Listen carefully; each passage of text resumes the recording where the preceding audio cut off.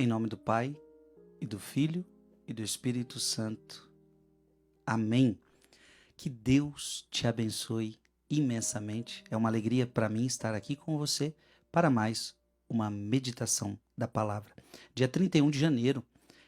E eu quero meditar com você o Evangelho de São Marcos, capítulo 6, versículo de 1 a 6.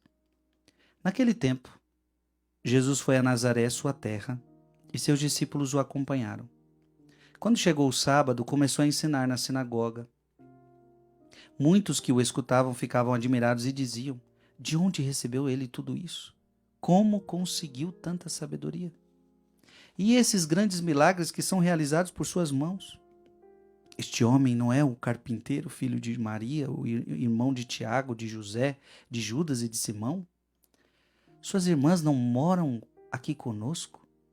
E ficaram escandalizados por causa dele. Jesus lhes dizia: um profeta só não é estimado em sua pátria, entre seus parentes e familiares. E ali não pôde fazer milagre algum. Apenas curou alguns doentes, impondo-lhes as mãos. E admirou-se com a falta de fé deles. Jesus percorria os povoados das redondezas, ensinando. Palavra da salvação. Gente, olha que dado interessante, né?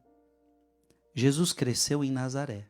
Jesus nasce em Belém, né? Jesus nasce em Belém, mas ele cresce em Nazaré. Ele cresce, ali a vida dele, a infância dele, a adolescência dele, a juventude dele. Então Jesus ficou em Nazaré por um bom tempo, né? Até ele ir para a vida pública, que aí sim, com 30 anos ele começa a andar pelo mundo. Mas a vida de Jesus foi em Nazaré. E olha o que está acontecendo. Jesus já estava ensinando, Jesus estava pregando, Jesus estava curando, Jesus estava libertando. E agora Jesus vai para a sua terra. Jesus volta para Nazaré para visitar a sua terra, visitar o seu povo. Só que é interessante, ali no seu povo, o seu povo, enquanto lá fora eram multidões, a gente vê evangelhos que o povo se amassava para ver Jesus, o povo pisava um no outro, o povo sabe, todo mundo queria estar perto de Jesus, todo mundo queria tocar em Jesus e muitos milagres aconteciam, muitas libertações aconteciam. Só que quando ele chega na sua cidade, ninguém dá a mínima. Ninguém dá a mínima. E aquele povo não tem fé em Jesus. Aquele povo tem dificuldade, o povo da sua cidade tem dificuldade de entender que ele é Deus. Tem dificuldade de entender que ele é o Messias. Por isso que estão dizendo, mas ele não é o filho do carpinteiro? A gente viu esse menino crescer. A gente viu ele brincando aqui.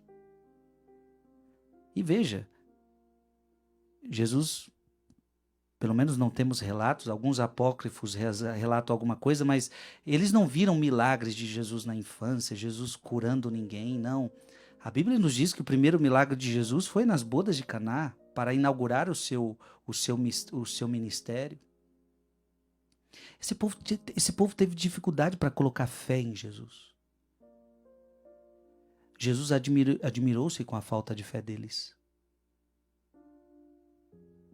E Jesus não pôde ali fazer muita coisa. Olha como isso é triste, né?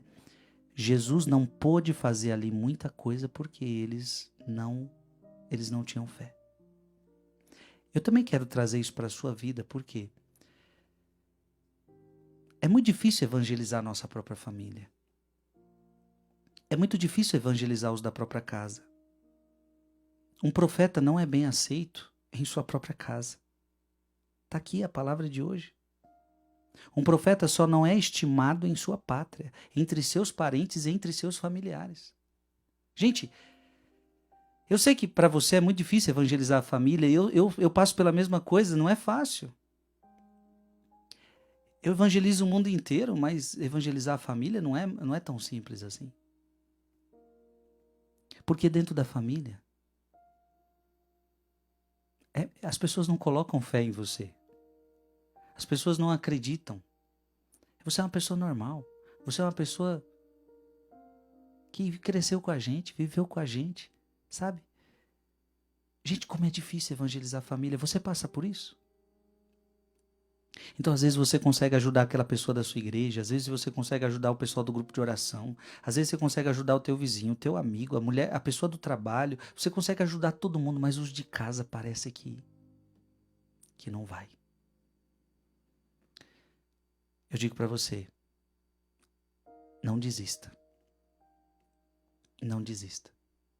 A primeira coisa que você tem que entender é que não é você que vai converter as pessoas da sua família. Aliás, não é você que converte ninguém. Então a gente precisa entender isso. Não sou eu que vou converter.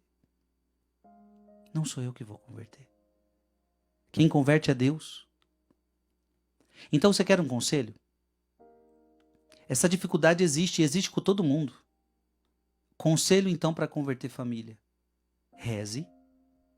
Melhor forma de converter família, rezando. Segundo, fazer penitência. Oferecer jejum, oferecer um sacrifício. Terceiro, dar bom exemplo. Dar testemunho. Entendeu? Então, gente, esse aqui é o segredo. Oração,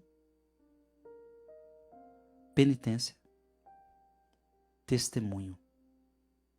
Essas três, eu poderia colocar mais coisas, mas essas três são muito suficientes. Oração, penitência e testemunho. Veja que eu não coloquei aqui a pregação. Falei, mas eu não tenho que pregar para eles? Só que eles não te dão crédito. Claro que você pode falar, claro, e deveria. Lá na sua casa você deveria abrir a palavra, você deveria meditar com seus filhos, com seu esposo, com a sua esposa, com os seus irmãos, com a sua família. Você deveria, mas às vezes eles não te darão crédito. Então o que eu vou fazer? Então eu estou te dando a dica. Reze, faça penitência e pregue, mas agora você prega com a tua vida.